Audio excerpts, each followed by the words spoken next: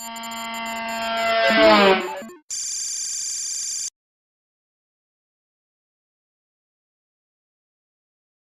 we're live. Well, welcome everybody. This is the GeekDad author hangout, and it's kind of a first for GeekDad, so we are kind of getting our feet wet with Google Plus tonight as a GeekDad community. This is, let's see, on my left is Ernie Lindsey. To my right is Hugh Howey. Next over is James Kelly. And then there's Toni Dwiggins and Will Hertling. Howdy. How's it going? Great. Great. Cool. So to start out tonight, I wanted to ask what you guys are reading. And we're authors. We're probably reading stuff.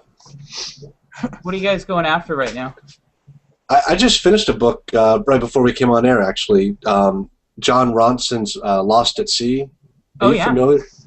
I think he's the funniest journalist out there. He just cracks me up. My wife has been asking me, "What are you reading over there?" Because I'm constantly laughing out loud. But awesome. He wrote the Men Who Stare at Goats and Them and the Psychopath Test, and this is it's a great book. But he's one of my favorites. So what's he covering this time? Everything. It's all. It's kind of got a angle and. The first, it's like 5 different sections. The first part's paranormal stuff, psychics and ghosts, but he's amazing at like ingratiating himself with the wildest characters and getting their inside stories. It's unbelievable. And, awesome. Yeah, he's funny. So what else? What is anybody else reading? I just finished reading. Oh, go ahead, Wade. Oh, I'm reading Rob Reed's Year Zero, which is a story about intellectual property rights with the music industry and the rest of the universe. You know, ends up owing us more money than there is in the universe or expected to be. Right, because we've been broadcasting signals and they've been stealing our signals. I remember hearing about this book. It's really funny, and yeah, it's the same sort of situation. My wife looks over and she's like, "Oh yeah," because she read it just before me. So that's a Rhapsody. That author founded Rhapsody, didn't he? And he's married to Morgan Webb. Is that right? I don't know. Yeah, because he's up for a Goodreads Choice Awards, and yeah, I noticed that she tweeted like her 138,000 fans to vote for his book. And, that's cheating. Yeah, but I mean, she's good looking. I almost voted for the book. And I haven't even read it. You're not up for the same reward, are you? Yeah, but it was Morgan Webb. I was going to vote anyway. Vote for yeah. Anyway. Right, but you had Joel McHale, right? 2.9 million, whatever. You're good. Yeah, but you're good. You're okay. Joel doesn't look the same in a bikini, so he's got that going against him. I don't think people leap out of their chair to vote for Joel the way, you know. I mean, I wanted to vote against myself. It was Morgan Webb. Got all Kindle boards voting for you. That's where those are the votes I want. So Toni, what are you reading right now? Well, I'm actually been doing some research for a story idea set in the Grand Canyon.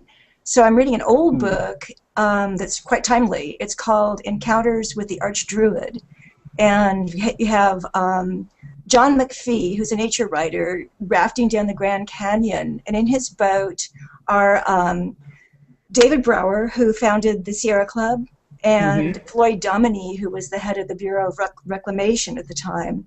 And Dominy was this die-hard dam builder. He never saw a river he didn't want a dam. And Brower, of course, was a die-hard conservationist. He never saw a river he didn't want to see continue to flow wild and free. So these arch enemies are in the boat, and they're floating down the river, and fireworks ensue. It's very interesting. That is awesome. And is this based on a real trip? I mean, is this nonfiction? This is it's real. It's real. I mean, if I do something there, it will be fiction, of course. But I was fascinated. You know, I'd been reading about John Wesley Powell and his adventures on Colorado, and so this was a more contemporary, not quite today, but contemporary take of what's going on. with the water in the West, as you probably know, is a big issue. So water rights, water use. That is in most of the West. Yeah. Yes. For me, not so much for Ernie. Ernie has water issues where he is, but Well, I'm on the west. I'm on the west side of the Cascades. We got plenty of it. You got more than you need. We could, California came and tried to get it at one point. There was actually talk of building a canal all the way down to divert Columbia River water. Yeah, the Northwesterners didn't like that very much for some reason. I don't know why. It actually rained here today. It's just amazing. I don't recognize what this wet stuff outside is. Are you in LA, Ernie? What's that? Are you in LA or? No. I'm in Bend, Oregon. It's right on the edge of the high desert. One of the things that a lot of people not from the area don't know is that we have everything from coastal to the wet Pacific, the wet western valleys, which is what everyone's used to. Most of eastern Washington and eastern Oregon is actually desert. So there's a huge, nice piece of desert. It was really cool when you were a senior in high school and you played hooky, which of course I never did. But you could always run across the Cascades real fast to get to some sunshine in April and May when you're getting a little stir crazy on the west side. So we did that all the time. Down here in Georgia, I don't know if you guys, this may not have made the news, but right now Florida and Georgia are at odds because you think of Florida and they're surrounded by water, but most of the natural water supply for Florida is coming from Georgia lakes and our rivers like the Chattahoochee. And Georgia right now is actually trying to basically shut off the water. I mean, they're just basically saying, "Hey, Florida, figure it out on your own. This is our water." It's an interesting fight that they say is going to go all the way to the Supreme Court here in the states, and then probably on to the federal, because states are going to fight over resources as water becomes more valuable. Yeah, that will be an interesting one. It's funny because you think about wars over water as being something that would happen primarily in the third world, and here we are within the states, right? We're going to be fighting over water. Or in science fiction. I mean, it literally in the United States, fighting over water almost sounds like a science fiction story. Like in the future where you find a planet of water and there's armies fighting over it. It's crazy. Well, that makes me think of Erik's book, with the ice world, where they're kind of eking their way along on the fringes of his galactic empire, and then the greedy corporate interests come swooping in to take over because they, at least as far as I understand it, they want to separate the hydrogen atoms from the water to create fuel. Well, the moon and Mars, if they find or can figure out how much water, if there is water, I think they've pretty much determined that there is. Yeah. If they can figure out how much there is, there could be a time in the future where literally the space exploration is not about exploring, it's about acquiring resources, bringing that water back here. Well, water's not going to be the issue in the future. Australia already has huge desalination plants. They pump water over land, and that's what we'll do. 75% of our globe is water. We just have to push it through a membrane and get it. Take the salt out. It's not. I used to live on boats, and we made our own water at sea. The technology is very affordable. We just haven't reached that point yet where we need to start paying for our water. We take for granted that water is so cheap, and it's going to hit a breaking point where now we have to pay per gallon. People are going to stop wasting it, and we're going to be desalinating it, pumping it over land. It's not going to be the disaster everyone thinks it is. Other countries have already dealt with this, and they have monstrous desalination plants. It's just, the sky's falling until the money gets to the right level, and we build the facilities to take care of the problem. Mm-hmm. Plus that super secret new material called graphene, is supposedly going to be used as a filter to filter salt water. It's going to do everything. Graphene. It's a cure for everything. Graphene is the cure-all. Graphene is the cure-all. Well, I was thinking of A Princess on Mars, right? Edgar Rice Burroughs' book, where they're talking about radium, and it's this magical radiation source of energy that's going to solve all the world's problems, right? Because he's writing in the early or the late teens when he writes the book. And we all love radiation in our cars. It was awesome, right? Yeah, radiation's going to solve everything. It used to be that was the medicine of the day, the elixir. Everything. People irradiated Right. themselves. It was the Marie Curie, That's health tonic. Worked great So- for a while. Well, that and cocaine. Yeah, and then no joke. Well, yeah, and even before, right? Laudanum and all that stuff that was all cocaine based. So what are we taking today that in 50 years are going to go, good Lord, those people, you know what they were taking? Yogurt. Yogurt. Yo, man, they're ingesting all that bacteria. They were putting it in their bodies. It's where the superbug came from. The digestion system only killed 90% of it, and the other 10% was screw resistant. I'm smelling a story here, folks. Awesome. Who's going to take it? Who's going to take it? Yogurt kills the world. We'll have 5 different takes on it. That'd be fun. So Yeah, it's amazing how everything's a story. I read the paper, and like every article is a science fiction story. You just have to exaggerate something, take it to the next logic. It's so funny people worrying about other people stealing your ideas, but there's just more ideas than you have the time to possibly write. I mean, give away ideas. You just can't. They're a dime a dozen, and people are very, guarded and secretive with them. But like everywhere I look, there's a science fiction story to be written. I'm standing talking to a guy the other day, and he's telling me about his father-in-law, who worked really, really hard to get out of the hospital so he could go home and get back to his cigarettes, right? And all I'm doing is I'm like, oh, that's like the awesomest story ever, right? Here's the old man who's feeling his personality get washed away as he's dying, right? The things that made him him. And he's just like determined to get out of the hospital. I'm like, well, I can make that bionic. What if he was bionic and he had bionic parts that they couldn't use anymore? And I was just like instantly, I'm like rolling. So I talked on the way home with my wife like for a half an hour about this story that I was gonna put down. I started writing it, so we'll see what happens. It upsets me when I think of a great story and then like a year later it becomes reality and it's no longer interesting. Now they're like you have these when the more bionic we get, when are people going to start sabotaging their bodies in order to get an upgrade, a superior replacement? And there was just a story about this recently where someone decided to take a leg off in a different place because of an operation, and it would get them a different type of leg for running that would be beneficial. And so they had actually more of their body removed, and it was like so counterintuitive, but it was very, I don't know, a little scary. Well, it's like those baseball players that have that surgery where they basically actually damage the tendon. I think it's either in their shoulder or their elbow, and when it heals, it gives them more throwing power, and they actually choose to have that damage done. Yeah, is that Tommy John's? Is that where they Yeah, I think so. change where it's connected? Yeah. And I mean, I think it was an accidental thing. It was surgery that happened, but after the surgery, the arm improved. The speed improved, and so they thought, hey, we can. And of course, now we're seeing it with the the Olympic runners and the prosthetic legs. There was a joke on one of the websites the other day that it was a fake video, but these guys had developed a prosthetic leg that had a rocket-powered piston in it. I don't know if and it was a total joke, but they're basically saying that once the door is open, you can't close it.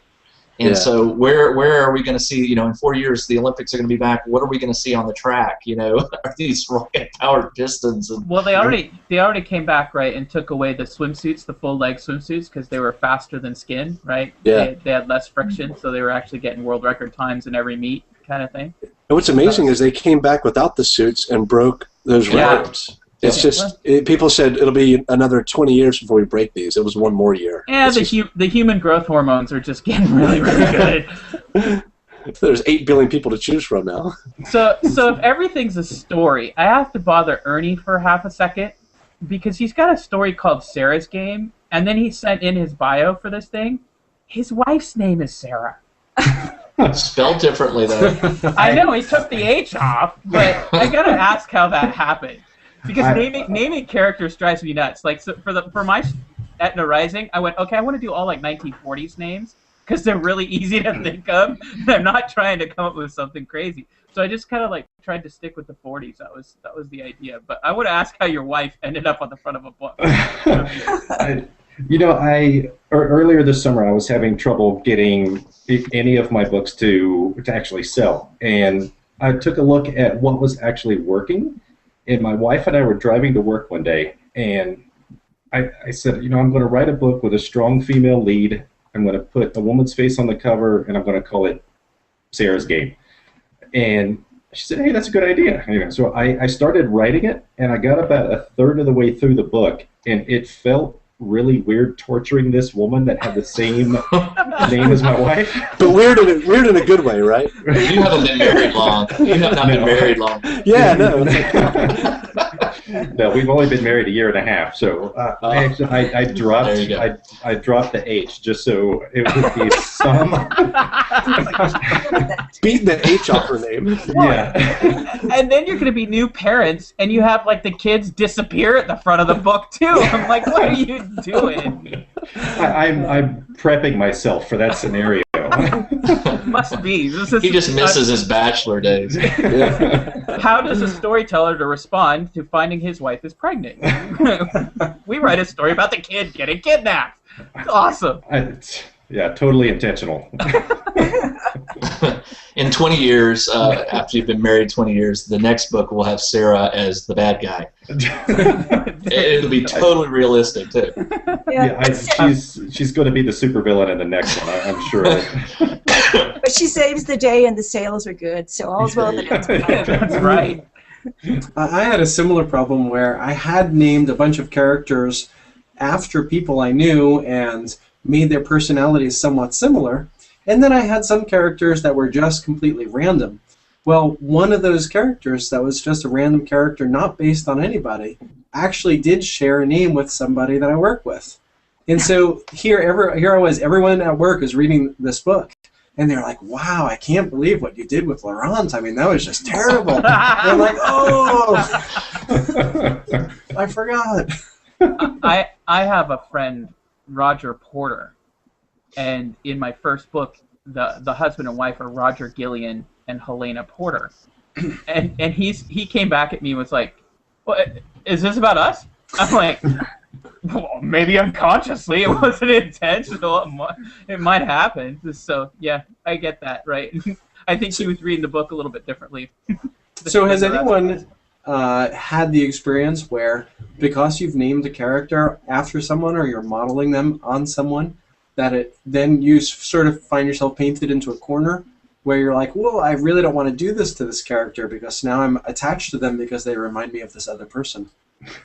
I had the opposite experience. I was taking a science fiction class just for the fun of it, and I was working in a university bookstore. We got a free class a semester, and a friend of mine was teaching the class, and our final could be an art project, so I wrote a short story, and it was about him, and it was used his real name as the plagiarist. And actually, at the time, I thought, well, 5 people will ever read this, so can I use your real name? He was like, sure. Now it's like, sold a bunch of copies, but I had like the total license to just, satire him and abuse him because it was for a class project. And when I told him I was going to self-publish it, he was like, yeah, whatever. And now I don't know how many tens of thousands of people have read this, but he's a real guy. And it was like, he was a teacher in the story. And so it was very biographical. And I guess he's enjoyed it.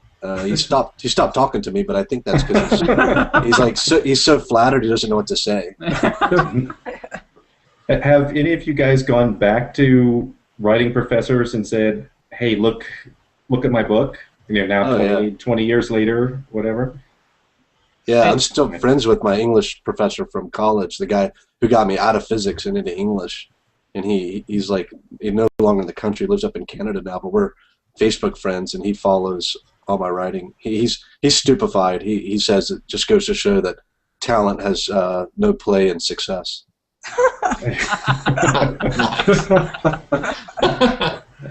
My fiction professor, I had put a post up a couple of, I don't know, maybe a month ago. I had achieved some ranking, and she saw it, and she sent me an email and said, "Hey, this is fantastic.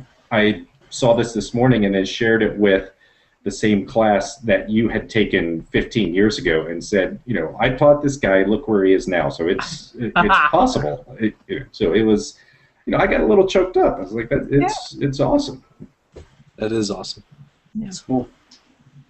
It can go one of two ways, right? They're either intimidated because you've now outsold them, right? Or they think it's really cool. She was in Oprah's book club selection, so I don't think. Well, okay, not intimidated. Not in the slightest. I used to have that problem though when I was working in the university bookstore. All the visiting writers and all the professors who were all writing novels. I was working at the bookstore making $10 an hour, and I was sitting behind a desk, and I was like, this is before I even really got big, but like I was outselling everybody that I came. I was always in awe of them. Like, God, tell me what you can do and what's working for you and what your sales are like. And then they would tell me, and I would be like, oh, well, you should try this, and maybe I can help you with that. And I was shocked. I'm like the little stupid guy shelving books in the bookstore, and you know, the people I was looking up to as authors, they all had day jobs, and they were just selling really nothing almost. It's I mean, it's still an accomplishment to have finished a book and got it published. It's everyone deserves your respect for writing, but I always had this illusion that anyone who writes and publishes books must be doing pretty well financially, and it's been, I don't know, humbling to find out how difficult it is to make a living as a writer, even if you're a New York Times bestseller or traditionally published author. Well, let me tell you, I'm a nonfiction writer. I write computer books. I don't write fiction, and it's a job. I treat it as a job. It's a Monday to Friday, you know, 9 to 5 kind of experience. I set schedules, and I deal with contracts and things like that. But yeah, I mean, it's not. I'm not going to call it a grind because I enjoy writing. I enjoy what I do. But definitely nonfiction, at least from my side of the fence, it's a job, and I treat it like that. I remember about maybe a year and a half ago reading a series of essays that Charles Stross had done on the economics of publishing, and you know, he was definitely one of the authors that I looked up to, and it was a struggle for him as a very successful mid-list author with 2 or 3 titles a year coming out. He always felt the pressure to get the next book out. If I don't get this book out, you know, the family doesn't survive. Well, this got depressing. I'm sorry to put on that turn. Let's. Anybody playing any video games lately or something? But you know, I do think that's worth talking about, though, because I do think that one of the reasons that all of us have chosen to publish the way we have, right, is because the opportunities long term to actually make a career out of it are better than going the traditional route, right? Because you do start talking to these traditionally published authors, you know, people you've heard names of, and you find out what their sales are like, and I think it's often kind of surprising, how hard it is for them to sell, and then you know, right, that you're making double or more per unit what they're making, and I do think that Amazon has been a godsend to authors as far as getting a way to actually make a career of it. Yeah, they have. I had a journalist get in touch with me recently, wanted to do a story from the UK, and my response to him was the real story is how many people whose names aren't in headlines are quitting their day jobs and making a living as an indie writer. And I posted on a forum for indie writers, like, hey, send me your information. If you're able to pay bills or quit your job. My inbox exploded. I'm still getting these trickles, but it was like 40 or 50 people within 2 hours said, and on their stories were just incredibly heartwarming. And I'm telling this journalist, like, this is the story to write, like, not about the outliers. It's about these people who now can make a living writing, which was very difficult to do a year ago. And now more and more people are able to write, you know, from home and enjoy it and pay their bills. It's incredibly liberating, and it's a hidden story, really. And the pricing, right? I mean, the other piece of that is, right, we're not doing that and then charging the customer $20, $25 a book. We're able to get it at $3.99, $4.99, you know, for Kindle copies, and $10.99 or less for the paperback copies. For print books, yeah. So, you know, before we started this on-air thing, I asked you guys a question, and I'm going to ask it again because I think this is really kind of cool. I look at you guys, and Erik and I talked about this, that we have these indie writers, and I was worried that term might come off as a negative, but I was surprised pleasantly when I threw it to the group that most of you take that as a badge of honor. You like being recognized as an indie author Yeah. And I have to tell you, it was very pleasing to hear you not react negatively to that. Yeah, I came from a traditional publishing background, and the book that I first went indie with, my agent tried to sell to the big six, and it just never sold. And finally she said, well, you know, what do you want to do? And at that point I had learned a little bit about what was going on, and I thought, okay, I'm going to give this a try. Let me see if I can take it indie and find an audience for it. It's kind of a hybrid of mystery, thriller, outdoor adventure, so it didn't fit into any categories. So I've just found the experience to be so liberating. I mean, it's kind of like I can take control of what I'm doing. I'm not sitting there waiting for somebody to say yes, no, or maybe, and I'm finding readers. That's the best part. Yes. Hearing from readers, finding people who understand what you're doing and say, when's the next book out? So Count my wife as one of those. She has absolutely loved the Forensic Geology series, and she's cool. very, very excited for the next one. I loved it too, but yeah, she was really excited that I was on with Toni Dwiggins tonight, so she thought that was awesome. I was like, hi. That's cool. The other thing that's interesting is that traditional publishing is just so slow. Yeah. And my first book was a very near-term techno thriller that in 5 years just wouldn't make sense. And had I gone the traditional publishing route, even if it had gotten published, by the time it came out, so much of what was in the story would have already happened that it just might not have been as compelling a story at that point. Yeah, for me, the speed is a big reason that I like to publish the way I do. It's even though now if I approached a publisher, I'm sure they would want to pick up the next book, but then readers would have to wait 6 months to a year for it to come out. By the time that came out, I would have the next 3 books written that I want to publish. And so, you know, I'm working on my 5th novel of the year, and I want them to come out and be done with it and not do all this pre-production stuff and the promotional stuff. I want to, you know, get it edited, get it polished, get it ready, put it out, and start working on the next thing. And interestingly, this isn't indies that really pioneered this. It was other authors who knew they could write faster than the machine was set up, you know. Patterson and Nora Roberts, and they would have to invent pseudonyms because they thought readers would become saturated. But readers are the opposite. They want, if they love an author, give me a book a week from that guy or that girl. You know, they can read so much faster than we can write. They don't want to wait a year between books. Yeah. So one of the things that you said there, I think, is really interesting for indie writers. How do you polish the work now? I mean, I'm interested because I know that I want to go pay the $900, right, that it would take to get a professional, high-quality editor to take a look at my books. But I'm not yet there economically where that makes any kind of investment sense on a piece of fiction yet. Are you hiring out to editors? Are you still editing yourself? How are you handling that process now?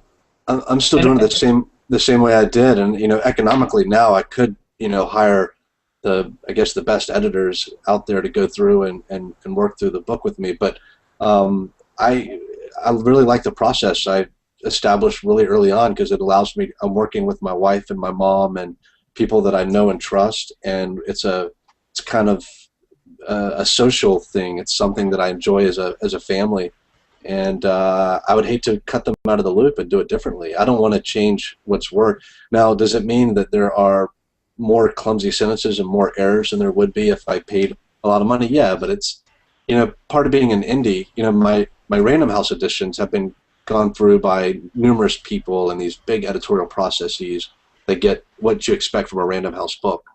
The indie book is more like listening to a tape, you know, and there's going to be feedback and some crackling and pops, and it's just part of what you expect. It's not, you know, there might be 5 typos in a 300-page book, and if you can't handle 5 typos in a 300-page book, you know, don't read my stuff. But that's just the nature of the game. And as soon as they're reported to me, I go and update them immediately in the ebook.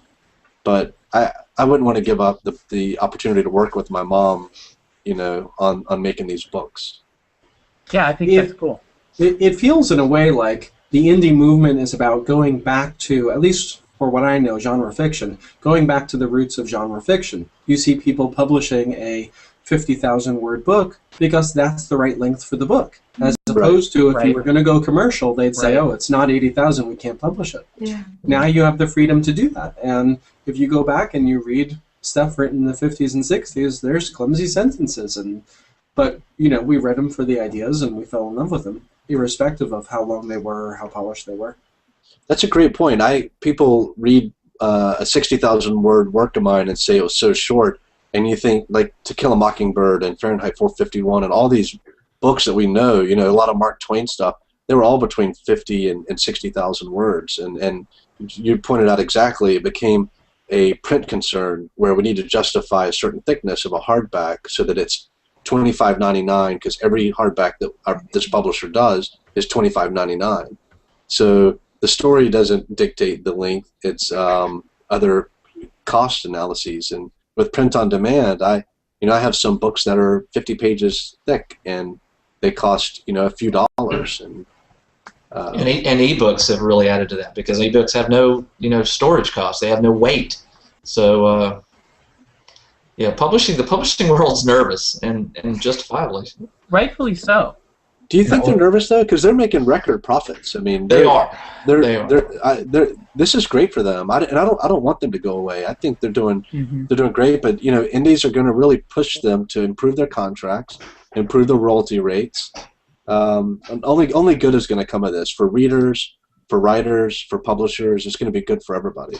I think they're nervous just because it's an unknown. It's such a new era that we're in this publishing, this digital publishing world, that there are no answers. Amazon does it one way, Barnes and Noble does it another way.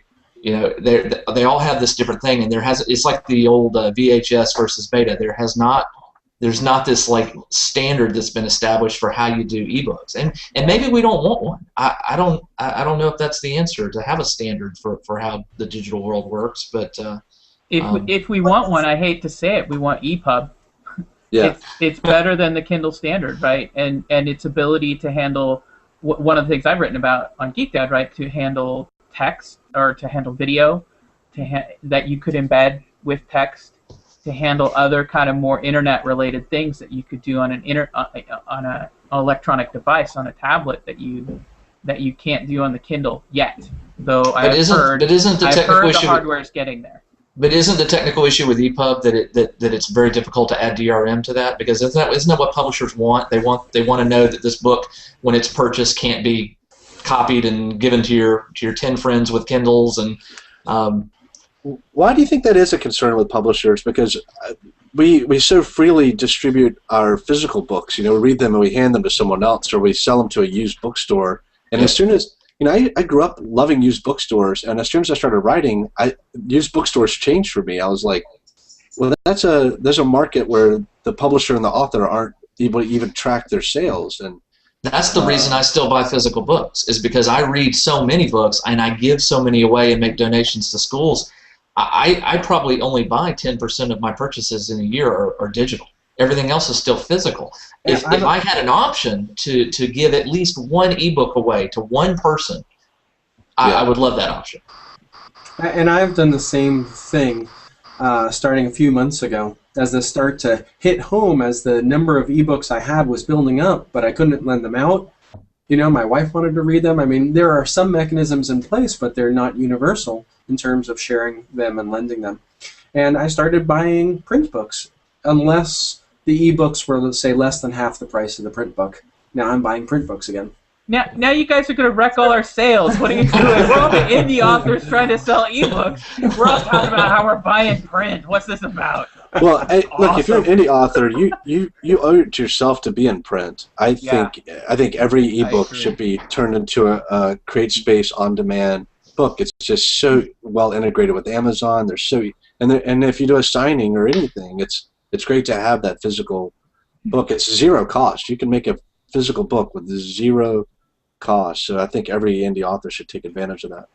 I just put Sarah's game up for on ACX for audio, for Audible audition, and I got an audition back this evening that was so fantastic. I got I teared up. It was so amazing to hear somebody take my words and actually hit all the right marks with it. But it's another avenue. Yeah. Yeah. I've got friends who are doing better in audiobook with their work than they are in the ebook. The market is just really ripe for that ACX program right now. Yeah. And it's a cool opportunity. It's another way for people to be involved in the do-it-yourself movement. Now you've got people who are narrating, from their basements, by night, and making good money doing it. Sorry. And they have a stake in your book too. They're out there, kind of supporting it. Yeah. Helping it go. Was it you, Toni, that said on the forums the other day that it's their book too? Yeah. It was a good point. Yeah. They're just as invested in it.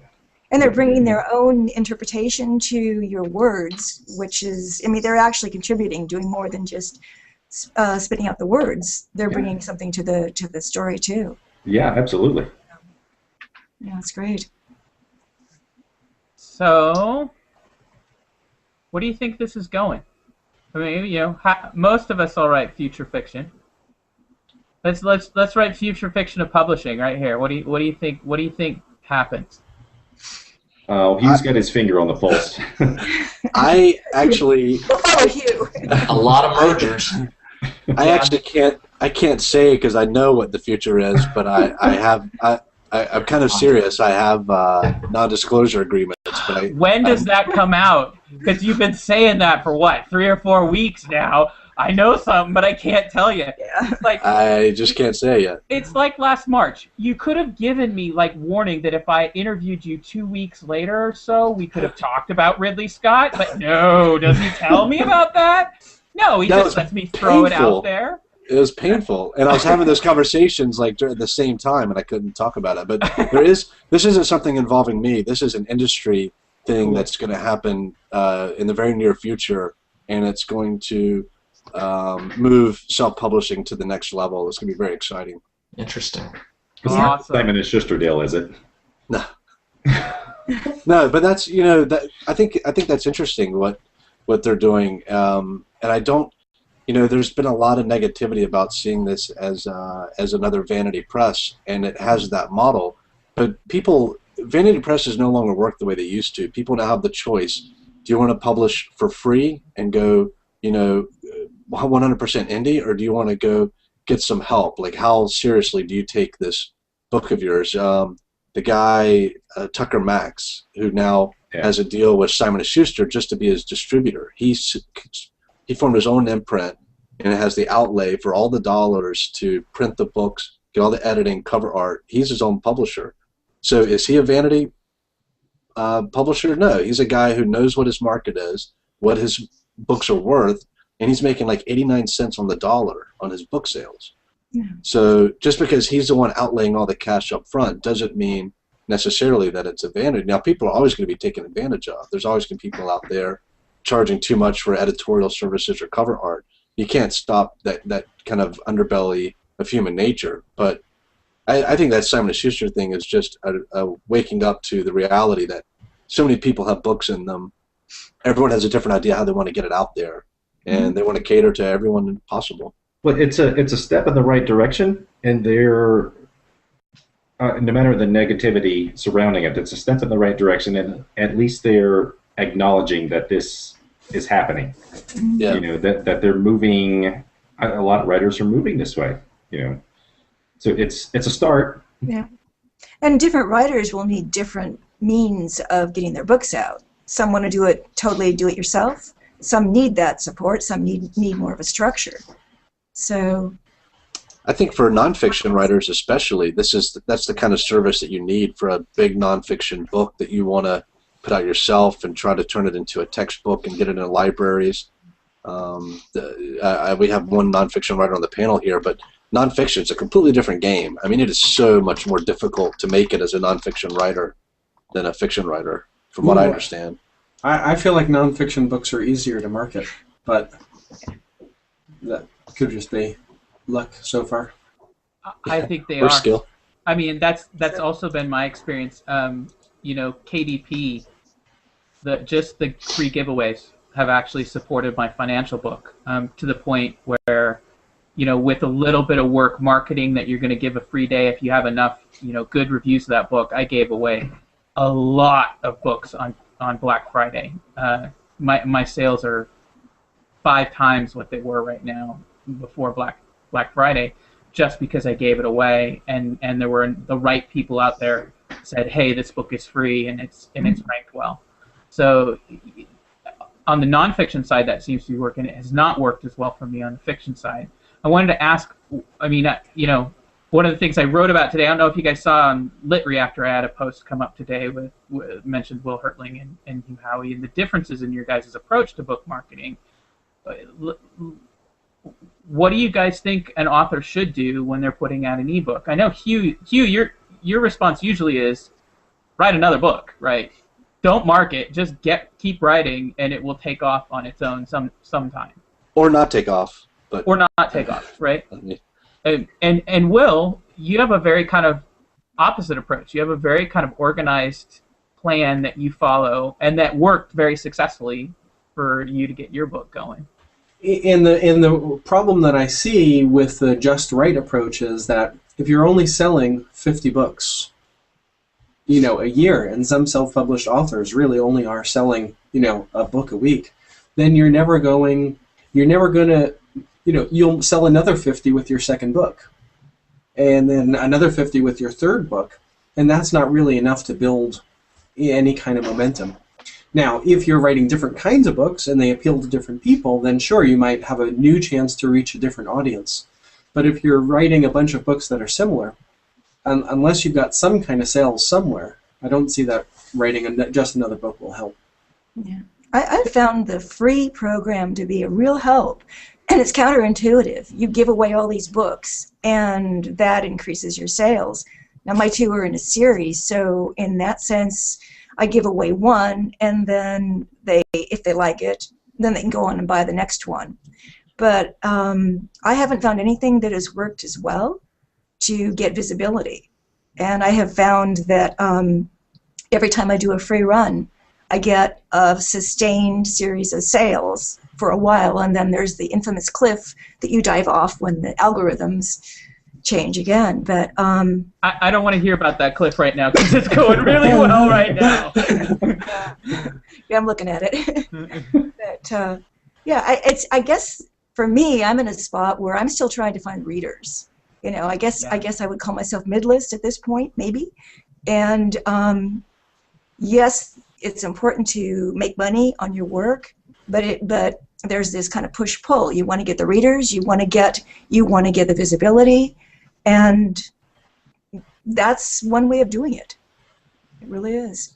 Well, you're going to have a lot of. We hope that to promote this and to get a lot of people watching this conversation tonight, and people who aren't familiar with any of your books, or maybe some but not all, will go out and buy the book and check them out. So one of the questions I'd like to throw to the group is, as digital providers, as indie writers, do you have any, a lot of people are going to watch this and think, I'd like to try this, or I'd like to get into this. And you probably get this question all the time, but do you have any advice for someone listening right now and is thinking, I've got this story in my mind or on paper and I want to do something with it? I think the general consensus is you're going to recommend self-publish. So what would you say to somebody like that? Do it. Yeah. Agreed. All right, done. But I mean, actually, there's one other piece of advice, and this sounds. I almost hate to say it, but I think one of the dangers, and here I'll talk about future publishing from my perspective as a blogger and an author. I am worried that Amazon is turning into a giant slush pile. And I am worried that it's that Hugh's story and that the other stories of the successful writers here are going to become more difficult to achieve over time as more and more people put stuff out there. So the one caveat to do it is I would actually like to say do it well. Yeah. Like you got to make the product good enough that the whole system doesn't collapse under the weight of something that somebody just threw on the page. didn't edit is grammatically a mess and really is damaging the overall ability of good writing to float to the top. Yeah, I have a, you know, the slush pile doesn't bother me at all because the internet is full of blog spots, and there's just a billion websites that we will never see in our lives because no one will ever send us a link and say, you need to see this website. We have this collective ability to find what's great, and social media has augmented this and accelerated it. And now Twitter and Facebook shows me the things I need to see. I don't randomly surf the web. I go to the things that collectively rise to the top. And that slush pile is invisible on Amazon. You can't find it unless you know someone's name and the correct spelling of the book, and even then you're going to get 5 books with the same title. So you're not competing with those people. If you're taking it seriously, if you're taking your writing seriously, you're editing it, you've got a great story, you're improving your craft, you're already in the top 1%. You're already among the people who are getting a read from the agent and editor. So yeah, statistically, the chances of having a huge success are down if you compare the number of people versus the number of success stories. But that's only because you're increasing the number of people who have no chance of the success story. And there's nothing wrong with those manuscripts, but there's some people who just want to see their book published. They don't want to write a book that they think will appeal to a broad audience, and that's awesome. I think we should celebrate the fact that anyone can make a website, anyone can make a YouTube video, and we're only going to have discussions about the ones that appeal to people. Mm-hmm. So trust that the market sorts it out, right? I think so. It's I keep discovering new indie authors all the time. People will tell me, like, you should check this one out. I'll look at the bestseller list. Well, they get there because people talk about them. The story for me, Wool, the one that took off, 0 promotion, not a link on my website to it, never told anyone about it except one sample chapter on my website that got buried quickly when I was first writing it.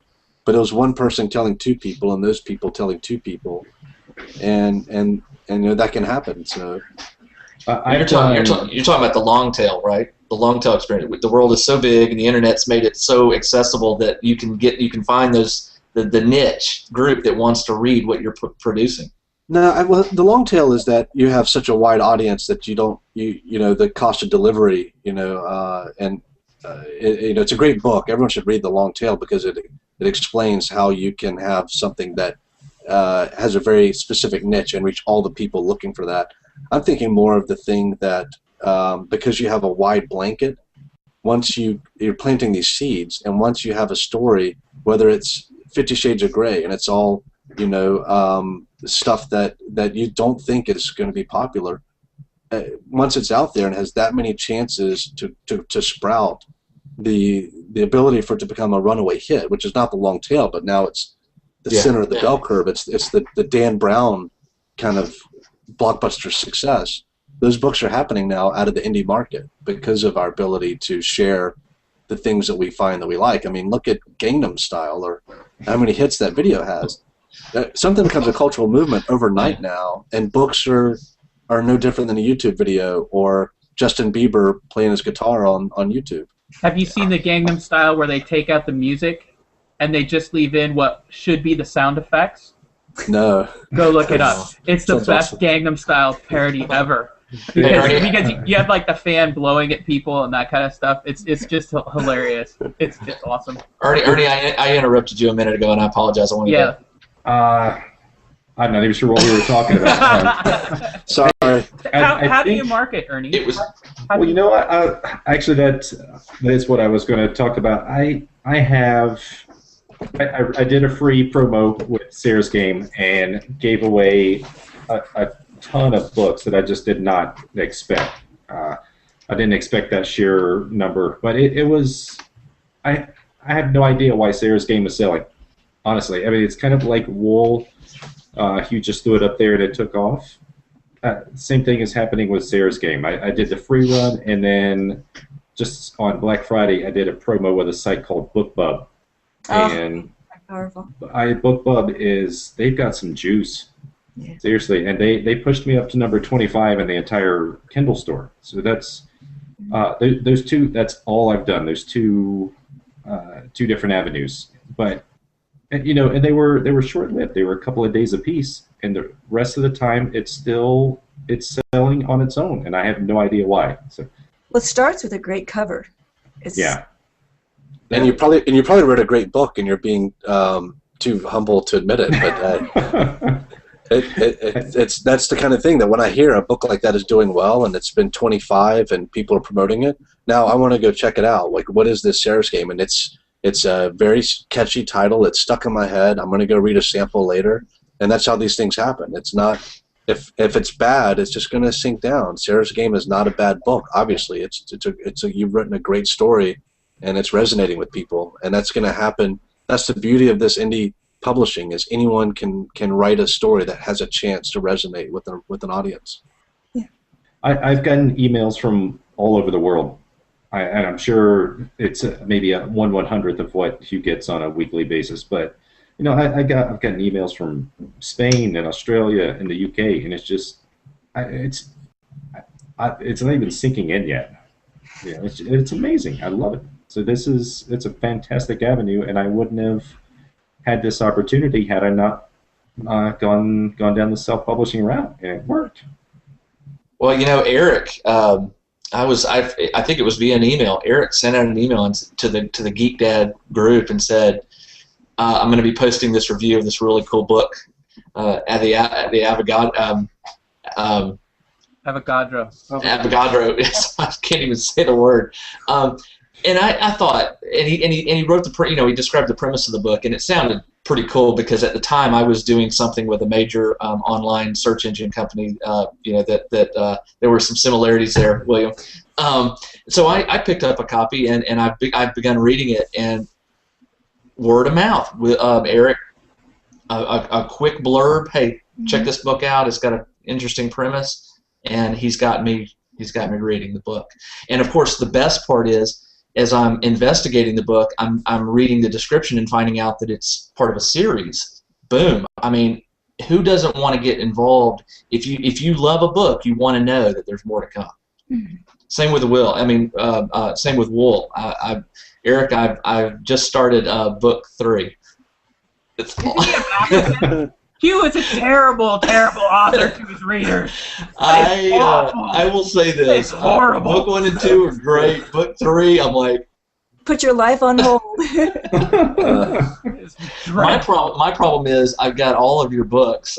Some of you, I've read some of your stuff. Now I'm reading. I'm getting into some of it, and man, I'm swamped. That is another problem with ebooks for me right now. Is I can download and I got free copies this and free copies that, and next thing I know, I've got 50 books I need to blast through.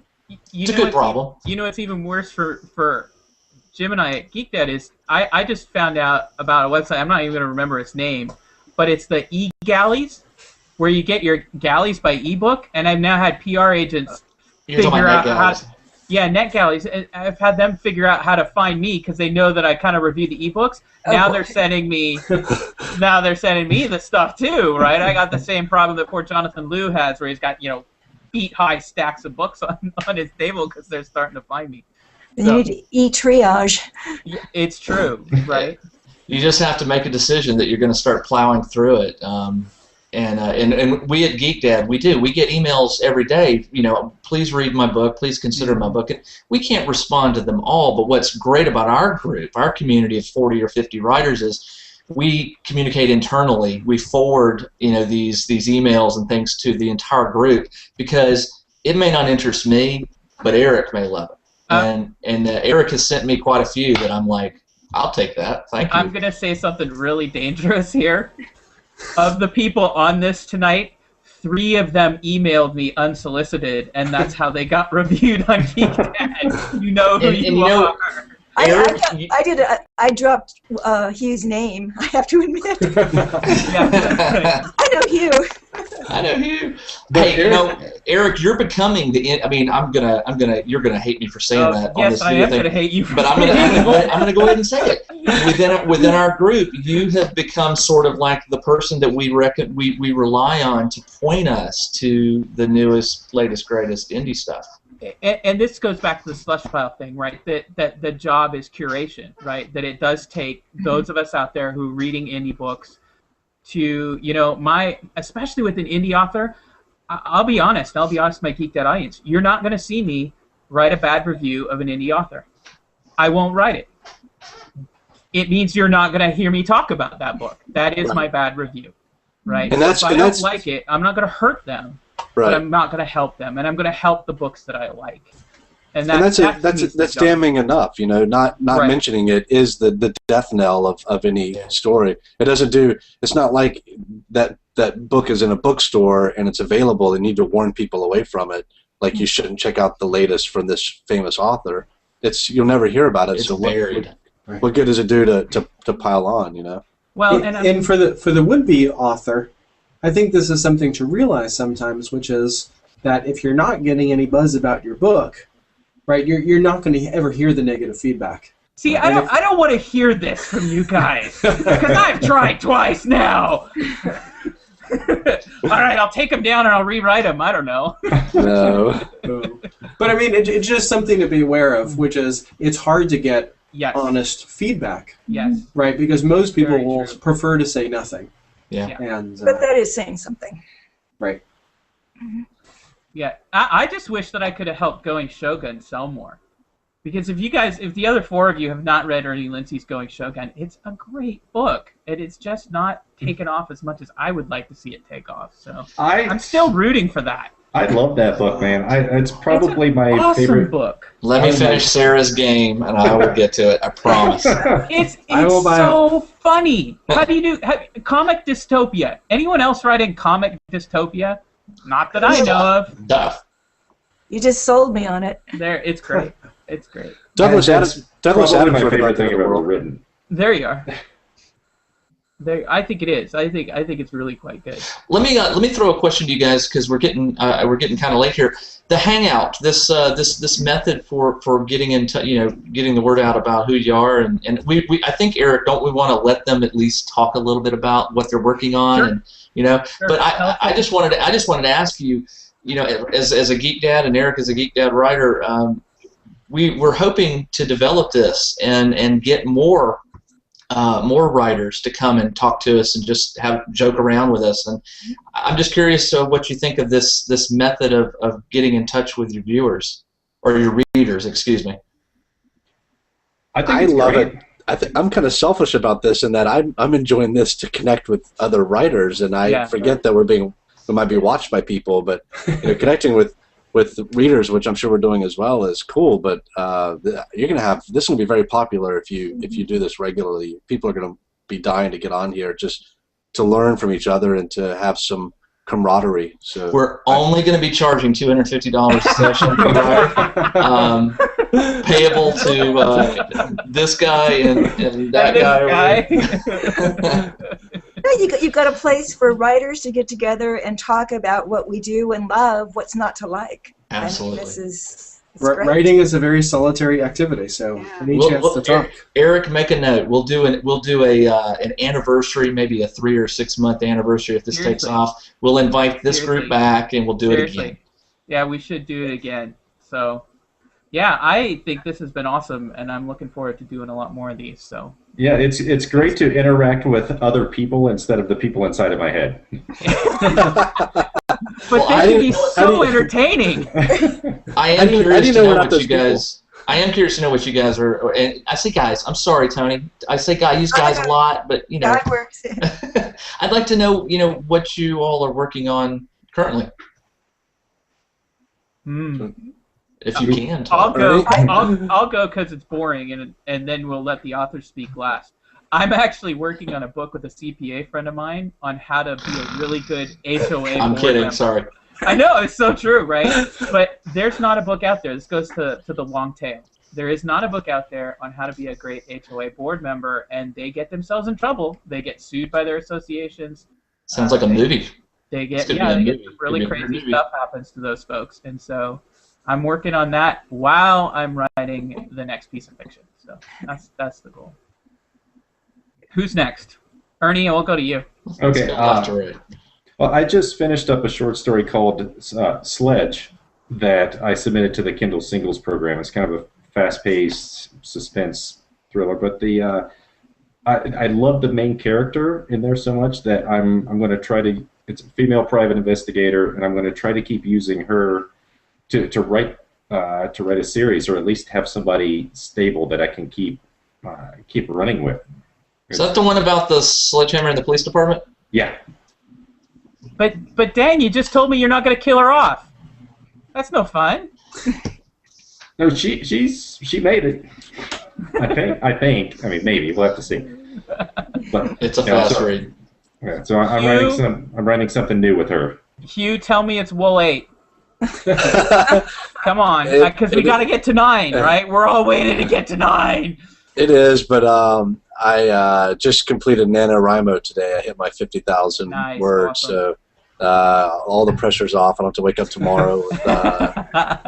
So tomorrow I'll wake up and start revising. But yeah, I'm working on the next Silo story. I hope to have it out in January. Awesome. You're going to have to start naming these books like the Die Hard movies. Steel Wool, and Dyed in the Wool. Actually, wool is I don't use wool anymore. That's true. You don't. It's the first 5. I think that those first 5 are so nice. I don't want to taint it by having Wool 27. Are you sick of this yet? All right. So Silo stories it is.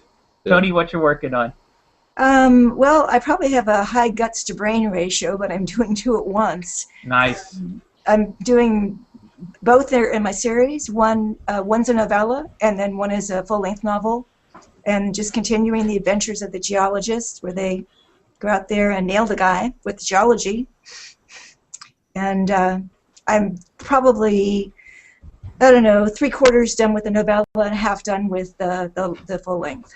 See, Toni hit something so great with her first book that I just love, in that if you haven't read it and you're scared of radiation, this will not let you sleep. Because they run into radiation problems so many times in that book. It's really freaky.